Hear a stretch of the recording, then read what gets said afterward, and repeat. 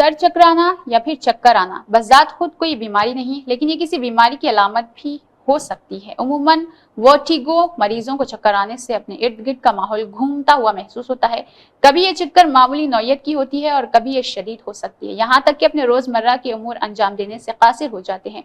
इस कैफियत में चक्कर आने के साथ मतली भी हो सकती है और अक्सर मरीज सुस्ती और सर के मुतवाज़न ना होने की शिकायत भी करते हैं। हाल ही में की जाने वाली एक तहकीक के मुताबिक हर 10 में से एक फर्द वर्टिगो का शिकार होता है, जबकि इस मर्ज में मुब्तला मरीजों में अक्सर खवातीन ही होती है। ये वाज़ नहीं है कि इसकी वजह क्या हो सकती है। हो सकता है कि उम्र के साथ हार्मोनल तब्दीलियों की वजह से खवातीन में वर्टिगो की शरह बुलंद होती है। वर्टिगो की 3 अक़साम है, लेकिन इनमें से 2 ज्यादा आम है। वर्टिगो की पहली किस्म, दूसरी किस्म सेंट्रल पेरिफेरल और तीसरी किस्म साइकोजेनिक है।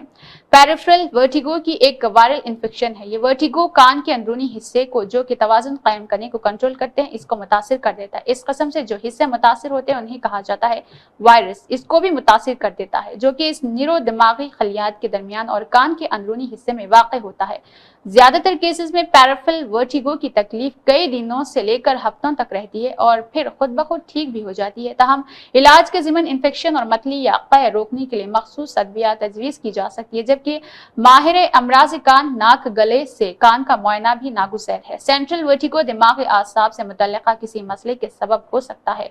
उमूमी तौर पर यह मसला दिमाग के खलिये, दिमाग के खून की पिछले हिस्से, सिरिलियम, बास अदविया, नालियों की बीमारी, मल्टीपल पिल सर्विस या फिर अल्कोहल का इस्तेमाल हो सकता है। मर्ज की शिद्दत को कम करने के लिए एंटी हिस्टामाइन और बेंजोडियाप्राइन अद्विया तजवीज़ की जा सकती है। गर्चे रेडियोलॉजी और दूसरी जरूरी तशखीस के बाद इलाज का मरहला आसान और मर्ज में कमी आ सकती है, लेकिन सबसे पहले मरीज के आराम का ख्याल रखा जाए और पानी की कमी ना होने दी जाए। साइकोजेनिक वर्टिगो में चक्कर आने, झुकने, झूलने, घूमने जैसी अलामत ज़ाहिर होती है। यह किस्म भी दिमागी खलिये में मसले के बास हो सकता है। मरीज कभी हफ्तों और कभी महीनों उन अलामत का शिकार रहता है।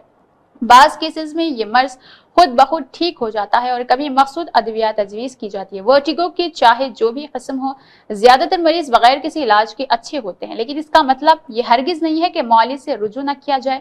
वर्टिगो के शिकार मरीजों का खास ख्याल रखना चाहिए। मरीज ज्यादातर लेटे रहे और मुकम्मल तौर पर आराम हासिल करें। मरीजों को चाहिए कि ज्यादा से ज्यादा पानी पिए ताकि जिस्म में पानी की कमी वाक़ई न होने पाए।